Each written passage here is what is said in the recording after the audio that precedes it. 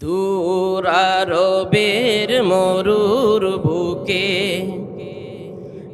একটি ফোঁটা ফুল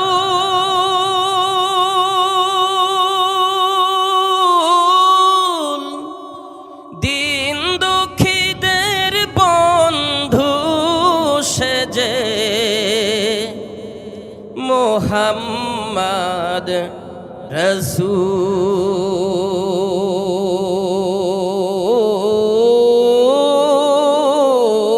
রসূল মোহাম্মদ রসূল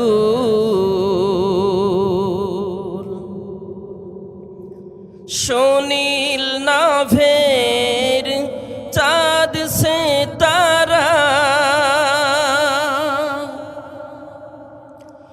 যার প্রেমেতে মাতোয়ারা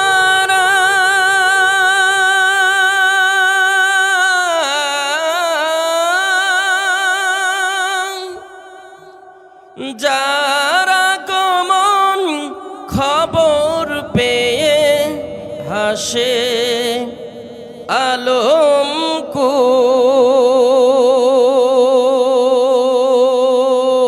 কুল মোহাম্মদ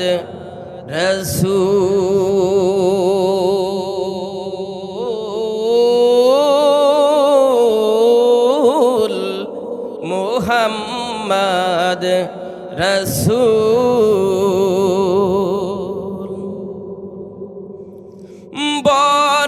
বর্বরতার পাষাণ বুকে এ মর্ত মানুষ ধুকে ধুকে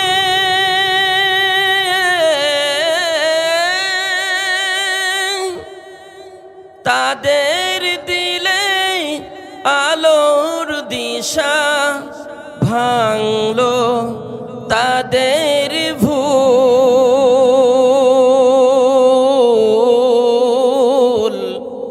মুহাম্মদ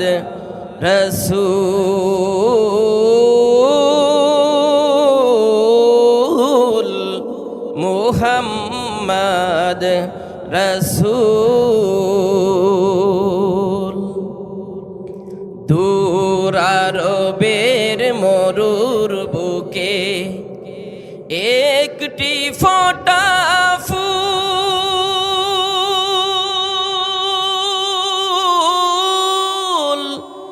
দিন দুঃখীদের বন্ধু সেজে মুহাম্মদ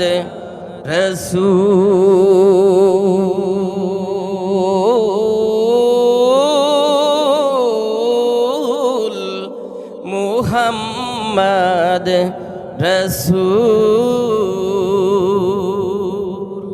সামাজিক ইসলাম আছে কথা বলে না কেন আছে বরং এমন মানুষ এই দুনিয়ার বুকে আছে নামাজ কালাম নাই তসবিহ তাহলিল নাই জিকির আজকার নাই বরং চরিত্রের কোনো ঠিক ঠিকানা নাই এরা আবার মাঝে মাঝে আমাদেরকে ইসলামের বাণী ইসলামের সবক শোনায় বড্ড হাস্যকর আছে না এমন কথাও পর্যন্ত বলে যে আমাদের প্রথম পরিচয় আমরা বাংলাদেশী এরপর আমাদের অন্যান্য বিষয়াবলী নাউজুবিল্লাহ বলবেন না জবান ছেড়ে বলেন প্রিয় ভাইয়ের আমার আমাদের প্রথম পরিচয় কি ইসলাম আমরা মুসলমান এর বাহিরে যাওয়ার কোনো সুযোগ কথা বলেন কোনো সুযোগ নেই আমাদের প্রথম পরিচয় কি সকালে বলেন প্রথম পরিচয় ইসলাম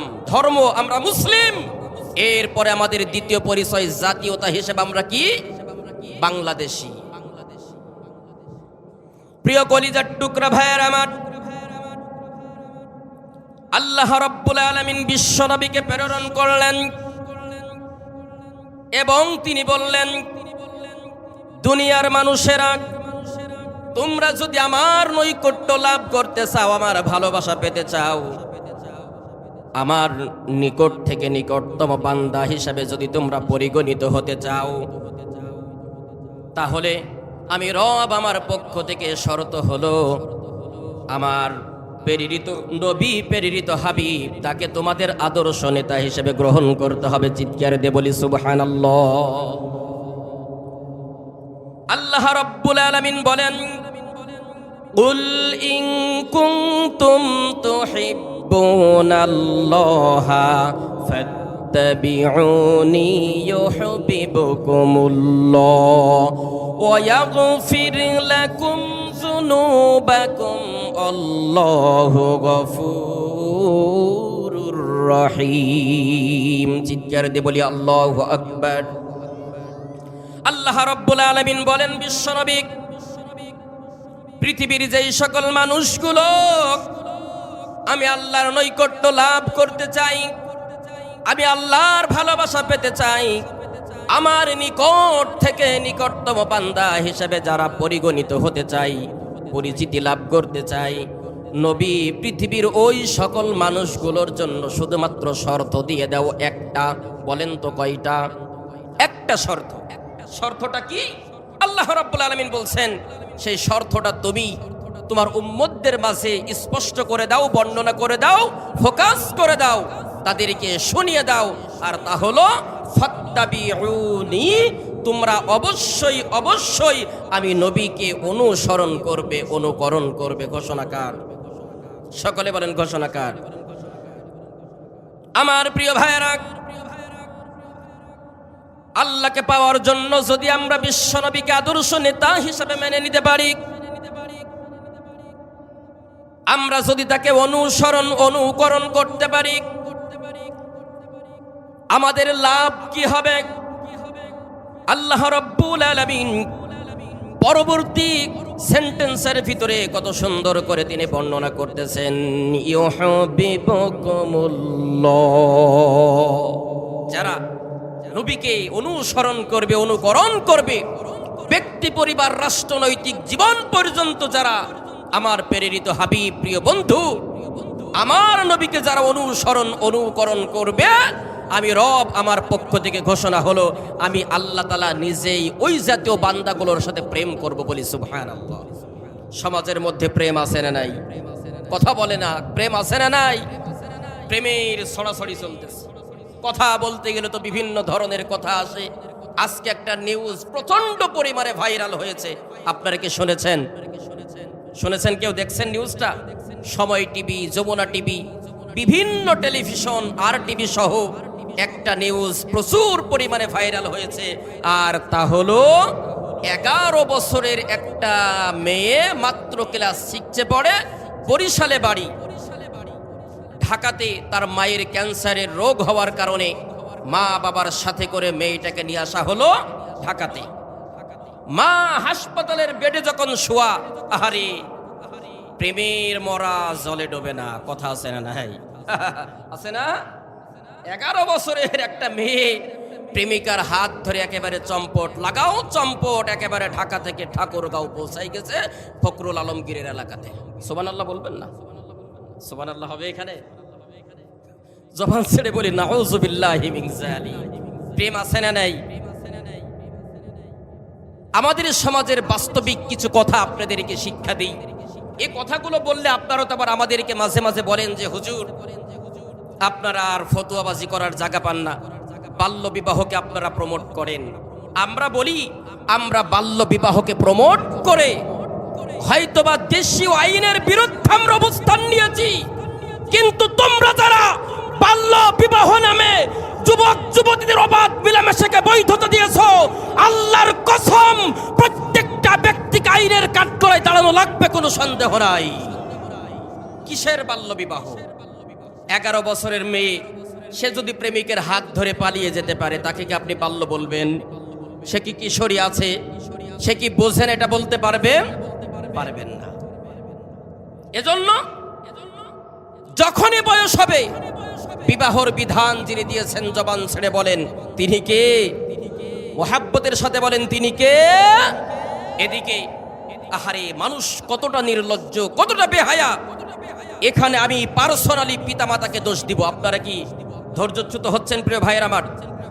আপনার সন্তানকে যদি আপনি দ্বীনি শিক্ষায় শিক্ষিত করতে না পারেন, আপনার মেয়ে আপনার সন্তানকে যদি আপনি পর্দার শিক্ষা দিতে না পারেন, আপনি ভাই আপনার কিশোরী যুবতী বোনকে যদি পর্দার শিক্ষা দিতে না পারেন, আপনি স্বামী আপনার স্ত্রীকে যদি আপনি পর্দার শিক্ষা দিতে না পারেন, এই একজন নারী তার মা, তার ভাই, তার বাবা, তার স্বামীকে জাহান্নামে নিবে, কোনো সন্দেহ নাই।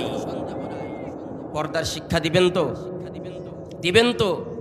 আজকে আমাদের যুব সমাজটা ধ্বংস করেছে এই মালটা। বলেন তো এই মালটার নাম কি? উপরে আসো। এই মালটার নাম কি? মোবাইল। আমাদের একেবারে জীবন যৌবন একেবারে 75% অলরেডি ধ্বংস করে দিয়েছে। অনেক হুজুরের ঈমান নষ্ট করে দিয়েছে এই মোবাইল ফোন। কেন বললাম? আমি একেবারে আল্লাহর কোরআনকে সামনে রেখে বলতেছি, যাররা পরিমাণ কোনো মিথ্যা কথা না। আজ থেকে সর্বোচ্চ 10 দিন হবে, আমি যদি খুব বেশিও বলি। হুজুরদের কথা কেন বললাম? কারণ আমি হুজুর, আগে আমার দোষটা আমার নিজের গায়ের উপরে নেওয়ার দরকার আছে না নাই?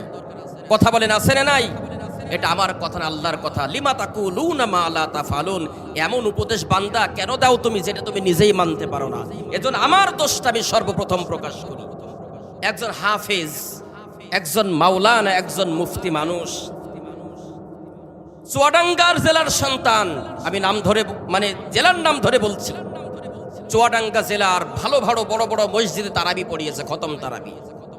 তো আজ থেকে 4-5 দিন, সর্বোচ্চ 10 দিন আগে বলছে যে, বন্ধু মাওলানা সাহেব, এই ফোন আমার জীবনটা নষ্ট করে দিল। আজ আমার জীবন থেকে 3 থেকে 4টা বছর অতিবাহিত হয়ে গেল, 4 বছরের ভিতরে একটা পারাও কোরআন তেলাওয়াত করতে পারি নাই। কারণ হিসাবে জিজ্ঞাসা করলাম, কেন করো নাই? মাওলানা সাহেব তখন আফসোস করে ফোনটা বাহিরে করে বলছে, এই মাল, এই যন্ত্রের কারণে। নামাজ শেষ করার পরে এমনকি সূরা ইয়াসিনটাও তেলাওয়াত করতে মনে চায় না। ফোনটা একটু হাতে নেই, একটু ফেসবুক ঘষাঘষি করি, ঠেলাঠেলি করি, মাইন্ড হয়ে যায় ফোনের দিকে। ইয়াসিন তেলাওয়াতটাও করতে পারি না, সন্ধ্যার পরে সূরা ওয়াকিয়াও তেলাওয়াত করতে পারি না। জীবনের সুবর্ণ সময় 4টা বছর চলে গেছে, একটা বছরও কোরআন তেলাওয়াত করতে পারি নাই। তাহলে এই মোবাইল শুধু সাধারণ মানুষের জীবন নষ্ট করে নাই, এই মোবাইল অসংখ্য আলেম উলামার জীবন নষ্ট করেছে। কথা বলেন ঠিক না বেঠিক? প্রিয় ভাইয়ের আমার, কথা বলতে গেলে অনেক কথাই চলে আসে। ফেসবুকের মাধ্যমে একটা পোস্ট কয়েকদিন আগে দেখলাম, বাস্তবিক কিছু শিক্ষা আমাদের দরকার আছে না নাই? কথা বলেন, আছে না নাই? একজন যুবক তার ফেসবুক একটা স্ট্যাটাস, একটা পোস্ট দিয়েছে এরকম যে, মোবাইল ছাড়া বাথরুমে গিয়েছিলাম। কথাটা বুঝবেন, মোবাইল ছাড়া টয়লেটে গিয়েছিলাম। যখন টয়লেটে বসে পড়েছি, তখন হঠাৎ করে মনে হচ্ছে আমি কেমন জানি অফিসে গেছি, কিন্তু আমার ফাইলটা ফেলে রেখে গেছি। কথাটা বুঝছেন? অফিসে গেছে, ফাইলটা ফেলে রেখে গেছে, মানে প্রয়োজনীয় ফাইলটা বাসায় রেখে গেছে। সে কি অফিসে বসে থাকতে পারবে? কথা বলেন, পারবে?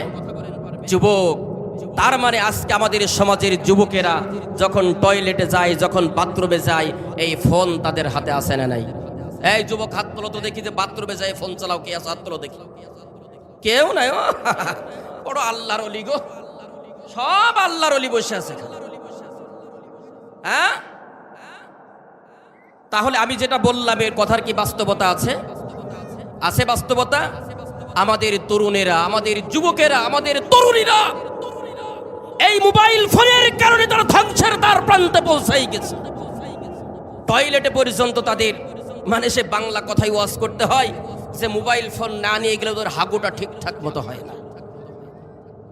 বলছিলাম প্রিয় ভাইয়ের আমার, ওই যে 11 বছরের কিশোরী মেয়েটা প্রেম করার জন্য তার ক্যান্সারে আক্রান্ত মাকে হাসপাতালের বেডে রেখে প্রেমিকার হাত ধরে ঠাকুরগাঁওয়ে তার প্রেমিকের বাড়িতে চলে গেল। তাহলে সমাজে প্রেম আছে না নাই? আল্লাহ রাব্বুল আলামিন বলেন, ইউহিব্বুকুমুল্লাহ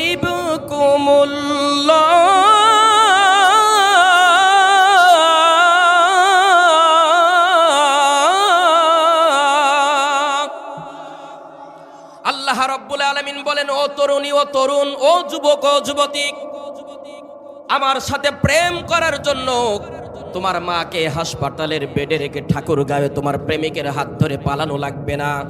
তোমার একটা শর্ত আমি রব্বুল আলামিন দিলাম, তুমি যদি তোমার বাস্তব জীবনে বিশ্ব নবীকে যদি ইত্তেবা করে চলতে পারো, অনুকরণ করে চলতে পারো, আমি আল্লাহ রব্বুল আলামিন নিজেই তোমার সাথে প্রেম করার জন্য গোলাপ ফুলগুলো নিয়ে দাঁড়িয়ে থাকবো। চিৎকারে দিয়ে বলি আল্লাহু আকবার।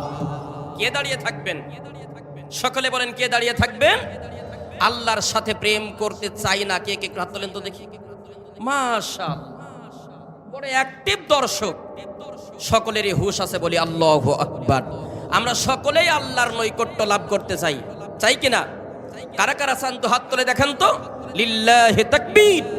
আল্লাহ তাআলা হাতকে কবুল করুন, মঞ্জুর করুন। আপনারা সম্ভবত কষ্ট পাচ্ছেন, আমি জানি। এই কথাটা আমি প্রায় জায়গায় বলি, কারণ আমাকে দেখে অনেকের পছন্দ হয় না, তা আপনাদের সম্ভবত পছন্দ হয়নি। রাগ করছেন প্রিয় ভাইরা আমার এই কালো চামড়া আমি জীবনে ভরসা করার জন্য যা চেষ্টা করেছি এটা আপনাদেরকে বলে বুঝাইতে পারবো না। মানে আমি এই কালো ছিলাম তো, ছোটবেলায় সকলে আমাকে কালো কালো বলে ডাকতো।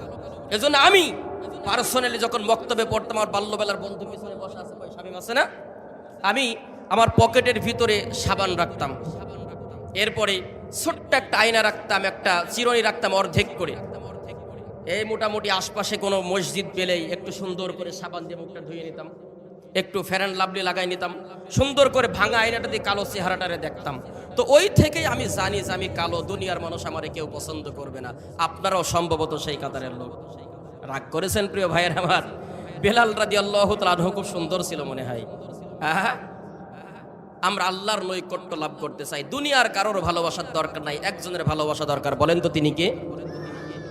গভীর মনোযোগ। আল্লাহ রাব্বুল আলামিন বলেন, বান্দা আমার সাথে সম্পর্ক করার জন্য কারোর হাত ধরে পালিয়ে যাওয়া লাগবে না, বাবা মাকে পর করে দেওয়া লাগবে না। তোমরা যদি তোমাদের বাস্তব জীবনে বিশ্ব নবীকে আদর্শ নেতা হিসেবে গ্রহণ করে নিতে পারো, বিশ্ব নবীকে যদি ইত্তেবা করতে পারো, অনুকরণ করে চলতে পারো, আমি আল্লাহ রব্বুল আলামিন আমার পক্ষ থেকে ঘোষণা হলো, আমি তোমাদেরকে বন্ধু হিসাবে গ্রহণ করে নেব। চিৎকার দিয়ে বলি সুবহানাল্লাহ। প্রিয় ভাইয়ের আমার,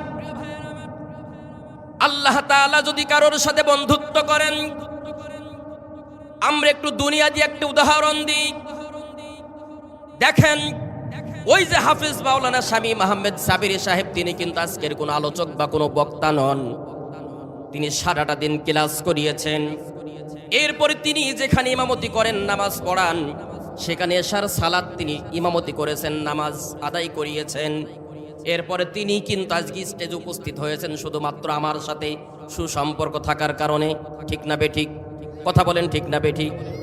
তাহলে তার একটা নৈতিক দায়িত্ব আছে, তার মনের ভিতর প্রেম ভালোবাসার উদ্রেক হয়েছে। আমার বন্ধু বাইজিদ আজকে আলোচনা করবে, তার পিছনে আমার বসে থাকতে হবে। ভালোবাসার টান এসেছে। আর বন্ধু কখনো কোনো বন্ধুর কিন্তু ক্ষতি চাই না, চাই নাকি? আমাদের সমাজের কিছু বন্ধু আবার বন্ধুর আজোড়া বাস দেওয়ার ধান্দায় থাকে। এরকম বন্ধু আছে না নাই? আছে। তো প্রকৃত বন্ধু মুমিন যারা, তারা কখনো কোনো মানুষের ক্ষতি করবে না। ঘোষণা কার? আল্লাহর। গভীর মনোযোগ প্রিয় ভাইয়ের আমার, দুনিয়ার কোন মানুষ যখন একজনের সাথে বন্ধুত্ব করে, ওই বন্ধুর জন্য জীবন দিয়ে দেয়, ওই বন্ধুর জন্য আবার রশিতে ঝোলে। ছেলে আর মেয়ে যখন প্রেম করে, যখন তাদের ভিতরে প্রেমের মনের লেনাদেনা চলে, ছেলে হয়তো মেয়েটারে ঠকাইছে। দেখবেন ইউনিভার্সিটির অনেক মেয়ের এমন দেখবেন, ছেলে হয়তো প্রতারণা করেছে, প্রতারণা করার কারণে প্রেমিককে একেবারে লাইভে রাখার পরে একেবারে রশিতে ঝুলে আত্মহত্যা করে, সুইসাইড করে। এমন ঘটনা বাংলাদেশে 2-5টা আছে না নাই? কথা বলে না, আছে না নাই? আবার মেয়ে হয়তো বা ছেলেটারে ঠকাইছে, ঠকানোর কারণে প্রিয় ভাইয়ের আমার, ওই তার প্রেমিক ওই মেয়েটারে লাইভে রাখার পরে সেও ঝুলে যায়, সেও কিন্তু সুইসাইড করে, মৃত্যুবরণ করে। আল্লাহ রব্বুল আলামিন ডাকতে বলতেছেন, প্রেমের লেনাদেনা যেখানে হয় সেখানে এমন হয়। আর আমি আল্লাহ রব্বুল আলামিন, আমার নৈতিক দায়িত্ব হলো আমি যখন কাউকে বন্ধু হিসাবে গ্রহণ করব, কারোর সাথে যখন আমি প্রেম করব, আমার একটা নৈতিক দায়িত্ব আছে। জবান ছেড়ে বলেন তো কয়টা দায়িত্ব?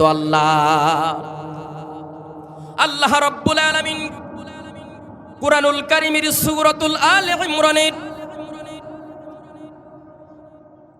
৩য় নম্বর পারা ৩ নম্বর পৃষ্ঠার ১ম নম্বর লাইনে আয়াতটি আছে। আল্লাহ রাব্বুল আলামিন বলেন, আল্লাহু ওয়ালিয়ুল্লাযীনা আমানু ইউখরিজুহুম মিনাজ-যুলুমাতি ইলান-নূর ওয়াল্লাযীনা কাফারু আউলিয়াহুমুত তাগুতু ইউখরিজুনাহুম মিনান-নূরি ইলাজ-যুলুমাত উলাইকা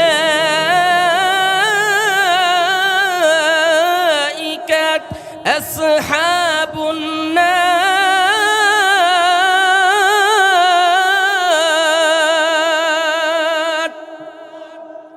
আল্লাহ রাব্বুল আলামিন বলেন, বান্দা, আমি যখন কাউকে বন্ধু হিসাবে গ্রহণ করব, কাউকে যখন আমি আমার নিজের প্রিয় থেকে প্রিয়তম বান্দা হিসেবে যখন কবুল করে নিব, আমি আল্লাহ রাব্বুল আলামিন আমার নৈতিক দায়িত্ব হবে আমার ওই প্রিয় বন্ধু প্রিয় বান্দাকে সমস্ত প্রকার জাহিলিয়াত থেকে, অন্ধকার থেকে আলোর দিকে নেওয়ার দায়িত্ব ঘোষণাটা কার? ইখরিজুনাহুম মিনাজ-যুলুমাতি ইলান-নূর। আল্লাহ তাআলা বলেন তাদেরকে জুলুমাত থেকে, অন্ধকার থেকে। অন্ধকার বলতে আমরা কি বুঝি? অন্ধকার হলো সুদ, অন্ধকার হলো ঘুষ, রাহাজানি, ছিনতাই, খুন, ধর্ষণ, লুটতরাজ, সব অন্ধকার। আমি যখন কোনো ব্যক্তিকে, কোনো বান্দাকে আপন থেকে আপন হিসাবে পরিগণিত করে নিব, আমার নৈতিক দায়িত্ব হবে আমার ওই বান্দাকে সমস্ত প্রকার জাহিলিয়াত থেকে, অন্ধকার থেকে আলোর দিকে, অর্থাৎ জান্নাতের দিকে নেওয়া আমার নৈতিক দায়িত্ব। সুবহানাল্লাহ বলবেন না? প্রিয় কলিজার টুকরা ভাইয়ের আমার, আর কোন বান্দা যদি আল্লাহর নৈকট্য লাভ করার ইচ্ছা পোষণ না করে, শয়তানকে যদি বন্ধু হিসাবে গ্রহণ করে নেয়, শয়তানের একটা নৈতিক দায়িত্ব আছে বন্ধুর প্রতি, আছে না নাই? কথা বলেন। এই যে ভুলে গেছেন, দায়িত্ব আছে না নাই? আল্লাহ রাব্বুল আলামিন বলেন কি দায়িত্ব? কুরআনুল কারীমের ভিতরে আল্লাহ রাব্বুল আলামিন বলেন, শয়তানের নৈতিক দায়িত্ব হলো যাকে বন্ধু হিসাবে গ্রহণ করে নেবে, যাকে বন্ধু হিসাবে নিজের করে নেবে, শয়তানের দায়িত্ব হলো ইউখরিজুনাহুম মিনান-নূরি ইলাজ-যুলুমাত। শয়তানের দায়িত্ব হলো ওই বন্ধুকে ভালো কাজের থেকে মনোনিবেশনটাকে কেড়ে নিয়ে তার সেন্টিমেন্ট, তার মানসিকতা, তার ধ্যান ধারণা খারাপের দিকে নিবে। এমন বন্ধু দুনিয়ার বুকে আছে না নাই? আপনি যদি খারাপ বন্ধুর সাথে মিশেন, আপনি কিন্তু বিড়ি খাওয়া শিখবেন। হ্যাঁ, আছে না নাই? ভালো মানুষ বিড়ি টিড়ি খাইতে পারে না, কিন্তু খারাপ বন্ধুর সাথে মিশার কারণে ও তো বিড়ি কেরুর 1 নাম্বার মাল খাওয়া লোক, আছে না নাই? এই যে আপনাদের একটু রাগ হচ্ছে আমি বুঝতে পারছি। দুনিয়ার বুকে সব থেকে অখাদ্য 2টা জিনিস, বলেন তো কয়টা জিনিস? কয়টা বলবো নাকি রেখে দিব? আচ্ছা, এখানে এমন কোন আল্লাহর বান্দা কি আছেন, আমি আমার পকেট থেকে এখনই 500 টাকা বাহির করব, দর্শন আল্লাহর দান থেকে একেবারে ভালো এক প্যাকেট বিরিয়ানি আপনাকে দিব, আর পকেট থেকে একেবারে নতুন কসকসি 1000 টাকা আপনারে দিব, দিয়ে বলবো, ভাই ও বাবাজি, আপনি এই টয়লেটের ভিতরে যাবেন, টয়লেটের ভিতরে বসে যদি বিরিয়ানিটা খাইতে পারেন, বিরিয়ানির টাকা আমার উপঢৌকন হিসাবে, পুরস্কার হিসাবে আপনাকে 1000 টাকা দেওয়া হবে। দিবান ব্যক্তিকে আসেন যেখানে টয়লেটের ভিতরে যায় বিরিয়ানি খাবেন? খাবেন? কেউ নাই? আচ্ছা, বিরিয়ানি খাওয়ার জিনিস নাকি অখাদ্য? কথা বলেন, খাদ্য নাকি অখাদ্য? আপনি বিরিয়ানি খাবেন না টয়লেটের ভিতরে যাই, 1000 পুরস্কার দিব, তাও আপনি খাবেন না। কিন্তু 2টা জিনিস ঠিকই আমরা টয়লেটে খাই, বলেন তো সেই 2টা কি? এই যে এইরকম খায়ের 180 মাইল বেগ উপরের দিকে ফু দেয়, দেখা যায় কত দূর বেগে যাচ্ছে। এই 1 নাম্বার বিড়ি। আর 2 নাম্বার এই যে এরকম ঠোঁট এরকম টান করে ধরে মাল একখানে এক কোটো ঢেলে দেয়, এটার নাম কি? এই 2টা জিনিস, অখাদ্য 2টা জিনিস আমরা টয়লেটে বসে বসে খাই। এর মতো নির্লজ্জ, এর মতো বেহায়া দুনিয়াতে আর কিছু আছে? প্রিয় ভাইয়ের আমার, আপনারা আপনাদের টাকায় বিড়ি কিনে খান, আপনারা আপনাদের টাকায় ধূমপান করেন, সিগারেট কিনে খান, তাতে আমার কি কোনো ক্ষতি আছে? কিন্তু আপনি যখন মৃত্যুবরণ করবেন, আজরাইল আপনার থেকে 40 গজ দূর থেকে বিভৎস চেহারা নিয়ে আপনার রুহটাকে কবজ করবে, গ্রহণ করবে, টেনে বাহির করবে। এই আযাব থেকে মুক্তি পাওয়ার দরকার আছে না নাই? আছে, এখানেই বললেন। কিন্তু যারা মাল খায়, মালখোর লোক, তারা কিন্তু এখনো পর্যন্ত কথা বলে নাই। ভাইরা আমার, যদি রাগ করেন তাহলে আমার সাথে দেখা করবেন, আমি 100 টাকা দিয়ে যাব, আপনি আমার প্রতি রাগ ডাক করেন না, প্রয়োজনে বিড়ি কিনে খাই। রাগ করবেন? করবেন রাগ? গভীর মনোযোগ প্রিয় ভাইয়ের আমার, বলছিলাম যদি আপনি শয়তানের সাথে বন্ধুত্ব করেন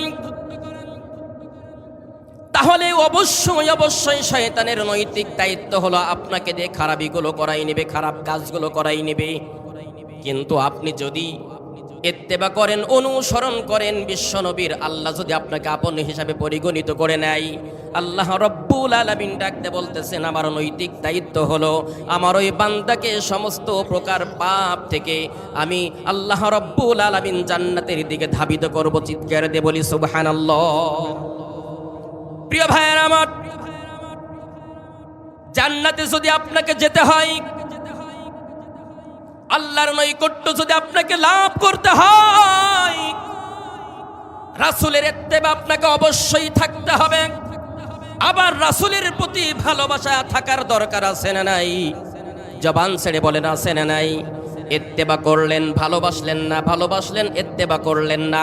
ভালোবাসা এবং ইত্তেবা 2টার সমন্বয়ে যদি আপনি আপনার জীবনটাকে পরিচালিত করতে পারেন, আল্লাহ রব্বুল আলামিন ডাকতে বলতেছেন ওই বান্দাকে আমি আমার আপন থেকে আপনতম বান্দা হিসেবে কবুল করে নিব। চিৎকার দিয়ে বলি সুবহানাল্লাহ। সময় কম প্রিয় ভাইয়ের আমার, শুধু ভালোবাসলেই কিন্তু জান্নাত পাওয়া যাবে না। বাস্তব উদাহরণ আপনাদেরকে দিয়ে থাকি।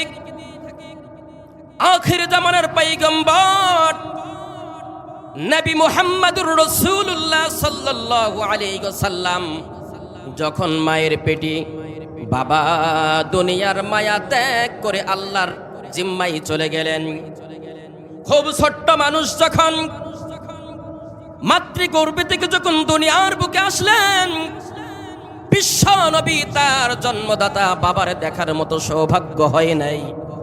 6 বৎসর যখন বয়স, জনম দুঃখিনী মা চোখটা বন্ধ করলেন, দুনিয়ার মায়া ত্যাগ করে পরলোক গমন করলেন, আল্লাহর জিম্মায় চলে গেলেন।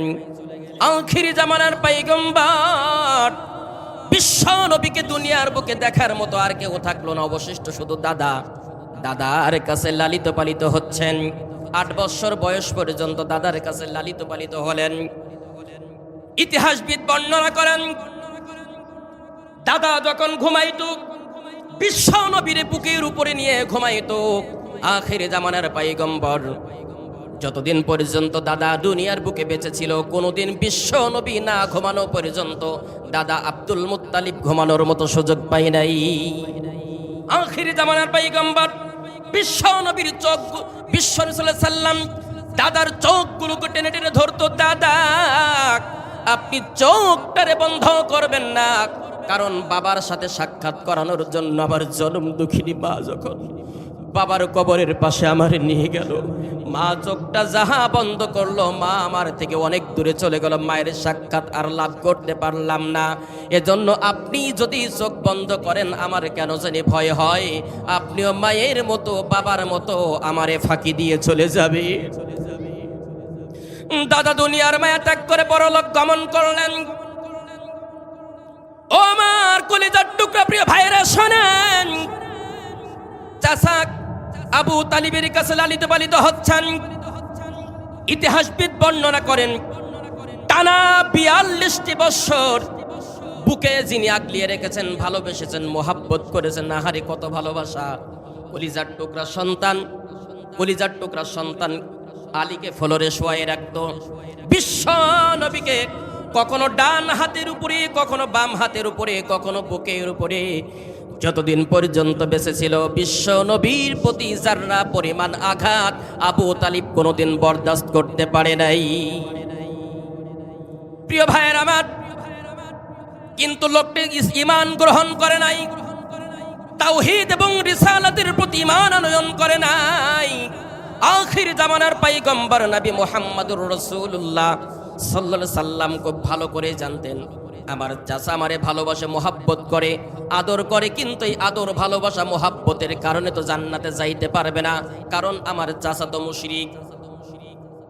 প্রিয় ভাইয়ের আমার, একদিন প্রচন্ড পরিমাণে বৃষ্টি শুরু হয়ে গেল। বৃষ্টির দিনে সাধারণত কিন্তু আমাদের মানসিকতা একটু নরম থাকে, আমাদের মানসিকতা কিন্তু একটু স্বাভাবিক থাকে। আখেরে জামানার পয়গম্বর চিন্তা করলেন, এত এত এত পরিমাণে তুমুল বৃষ্টি শুরু হচ্ছে। বিশ্ব নবী সাল্লাল্লাহু আলাইহি সাল্লাম তৎকালীন জামানায় কিন্তু মাথায় দেওয়ার মতো কোনো ছাতা কিন্তু পাওয়া যেত না। ওই যে মান কচুর বড় পাতা, এরকম একটা পাতা বিশ্ব নবী সাল্লাল্লাহু আলাইহি সাল্লাম ছিঁড়ে নিলেন, কেটে নিলেন, মাথার উপরে দিয়ে ভিজতে ভিজতে চাচা আবু তালিবের কাছে চলে গেলেন। চাচা আবু তালিব আরাম ফরমাচ্ছেন। চাচা আবু তালিবের মাথার চুলগুলাকে মেসেজ করে দেয়, শরীরটাকে মেসেজ করে দেয়। আবু তালিব ডাক দিয়ে বলতেছো, আমার কলিজার টুকরা ভাতিজা, বৃষ্টির ভিতরে ভিজতে ভিজতে কেন তুমি আমার কাছে এসেছো? তুমি কি জানো না, এই বৃষ্টির ফোঁটা যদি পানি তোমার শরীরে লাগে, তোমার জ্বর হবে, ঠান্ডা লাগবে, কাশি হবে, তোমার মাথা ব্যথা হবে। বিশ্ব নবী সাল্লাল্লাহু আলাইহি সাল্লাম কলিজার টুকরা চাচা আবু তালিবের মাথাটার বিশ্ব নবীর বুকের উপরে জড়াই ধরলেন, ডাকতে বললেন, চাচা, এই বৃষ্টির পানি আমার শরীরে লাগলে আমার জ্বর হবে, মাথা ব্যথা হবে, আমার ঠান্ডা লাগবে, কাশি লাগবে, আমি অসুস্থ হয়ে পড়বে, জন্য কি তোমার কষ্ট হবে? ইতিহাসবিদ বর্ণনা করেন, এই কথা শোনার সাথে সাথে আবু তালিব লাফ দিয়ে ঘুম থেকে শোয়া থেকে উঠে পড়লেন। বিশ্ব নবীকে বুকের সাথে জড়ায় ধরে ডাকতে বললেন, আমার কলিজার টুকরা বাবাজান, শুনে নাও, দুনিয়ার বুকে তোমার মা নাই, তোমার বাবা নাই, দাদা দুনিয়ার বুক থেকে চিরবিদায় নিয়ে চলে গেছে, এই দুনিয়ার বুকে দেখার মতো কেউ নাই, আমি আছি। তোমার কষ্ট হবে, জ্বর হবে, মাথা ব্যথা হবে, যন্ত্রণা হবে, এটা আমার ব্যথা হবে না, কেমন কথা?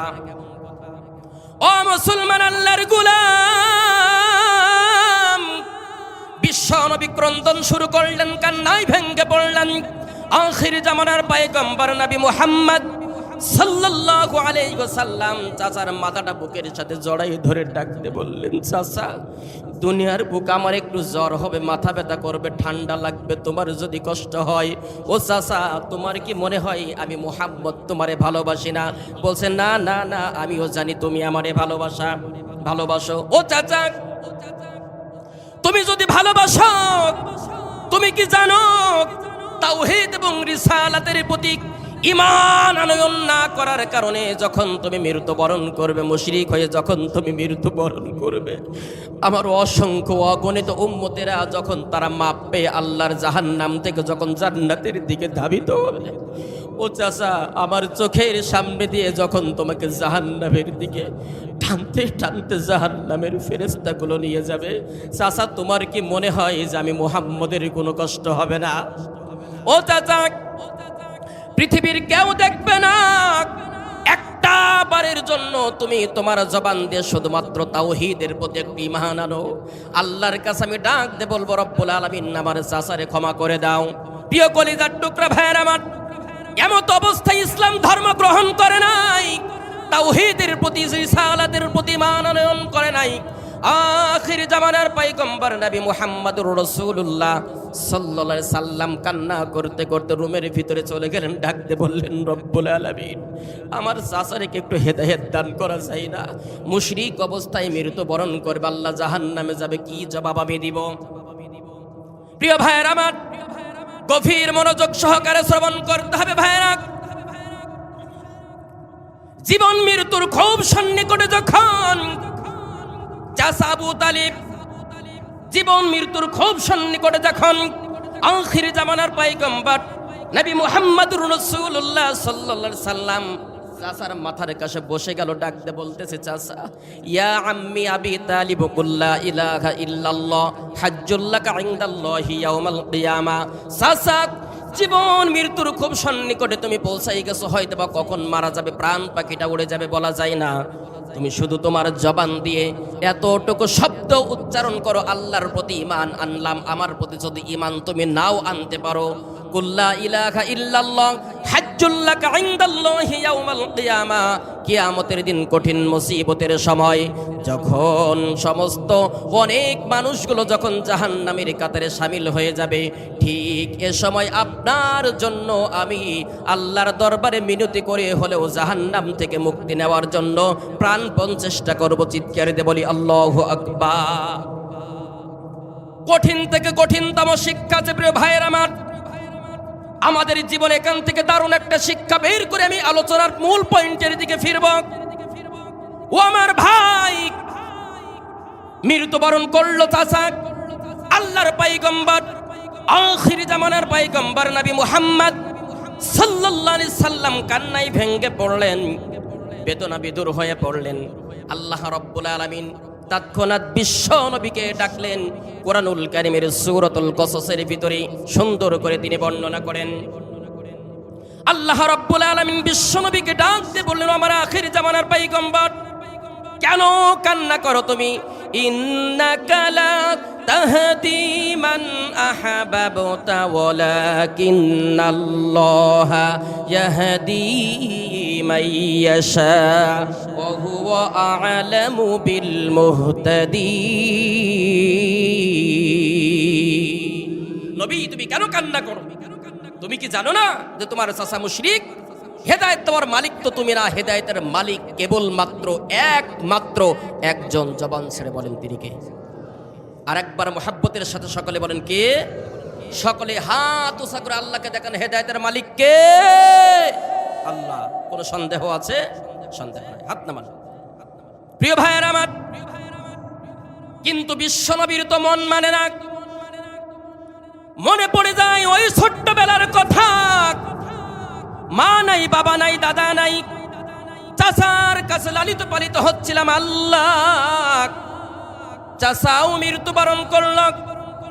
আল্লাহ রব্বুল আলামিনের কাছে মনস্থ করলেন, রব্বুল আলামিন আপনার কাছে হাত প্রসারিত করব, আপনি আমার চাচারে ক্ষমা করে দেন। আল্লাহ রব্বুল আলামিন ডাকতে বললেন, না না না, তুমি তোমার চাচার জন্য আমার কাছে দোয়া করতে পারবে না, মুশরিকের দোয়া আমি কবুল করব না। প্রিয় ভাইয়েরা আমার, আখির জামানার পয়গম্বর তার আপন চাচা এত এত এত পরিমাণে ভালোবেসেছেন, আর বিশ্বনবী আপন চাচার জন্য দোয়া করবেন, কিন্তু আল্লাহ রাব্বুল আলামিন তার দোয়াটাকে প্রত্যাখ্যান করলেন, ফিরাই দিলেন।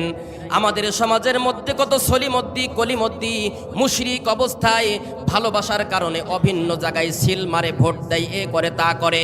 বিশ্বাস করেন প্রিয় ভাইয়ের আমার, আল্লাহ রাব্বুল আলামিন বলছেন, যদি ভালোবাসার কুরবানি না দিতে পারো, তোমার ওই ভালোবাসায় জাহান্নামে নিয়ে যাবে, কোনো সন্দেহ নাই। বিশ্বনবীর প্রতি চাচার ভালোবাসার কোনো কমতি ছিল না। আল্লাহ রাব্বুল আলামিন বিশ্বনবীকে ডাকতে বলেন, ও নবী সাবধান হয়ে যাও, ওয়ালা তাকুম আলা কবরিহি।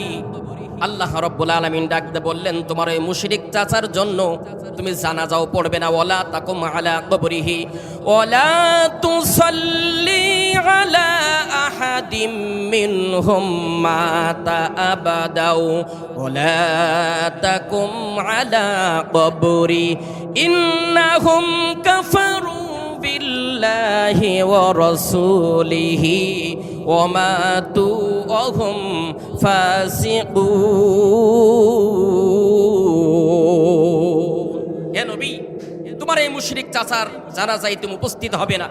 ওয়ালা তাকুম আলা কবরি, এমনকি তার কবরের পাশ দিয়েও পর্যন্ত হাঁটবে না। ঘোষণাকার, একটু কষ্ট হচ্ছে কথা বলতে, ঘোষণাকার। সূরাতুত তাওবার ভিতরে আল্লাহ রাব্বুল আলামিন ডাকতে বলতেছেন, নবী চিন্তা করলেন, আল্লাহ আমি আমার চাচার জন্য বারংবার তোমার কাছে মিনতি করব, হাত তুলব।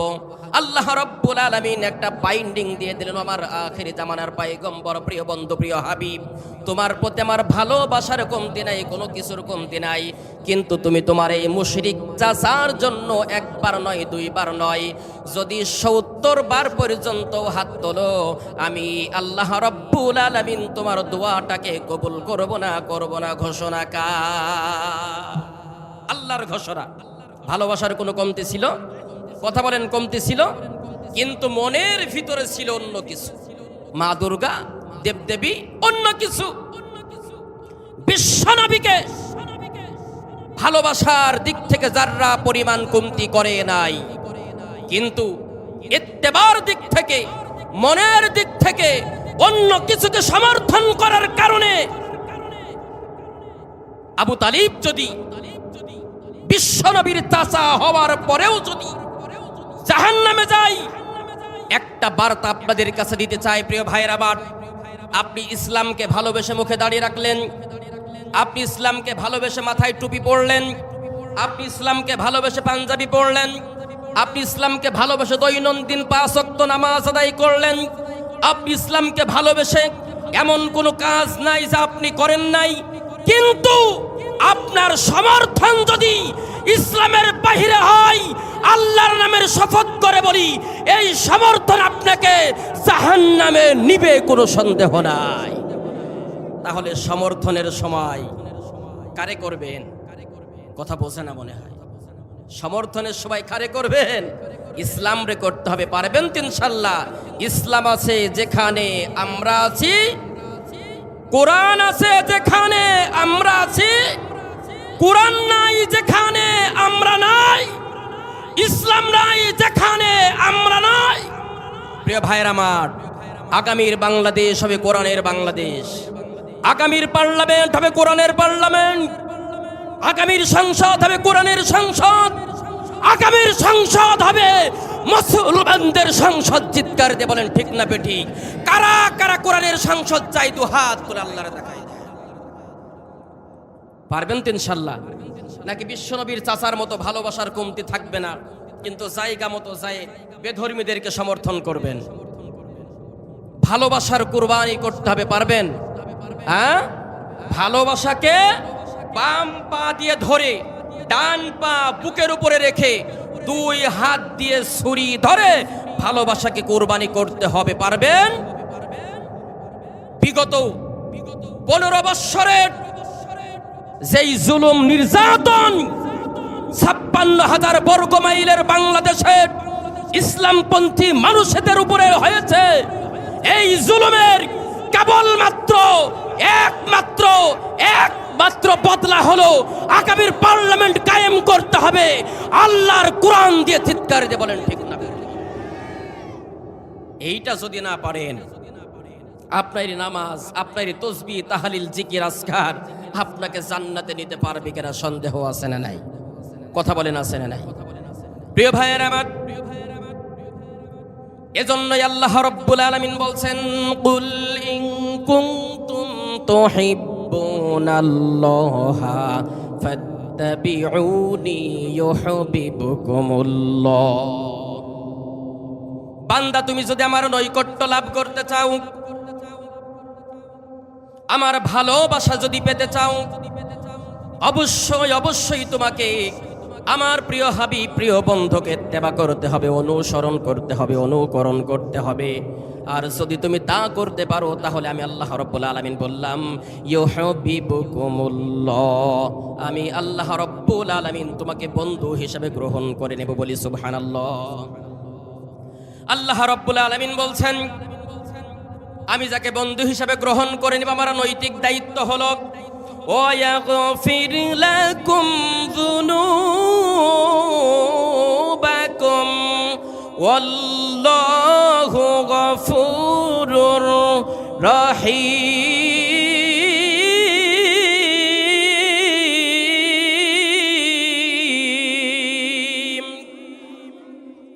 আল্লাহ রাব্বুল আলামিন বলছেন, আমার নৈতিক দায়িত্ব হলো আমি যখন কোনো বান্দাকে বন্ধু হিসেবে গ্রহণ করে নিব।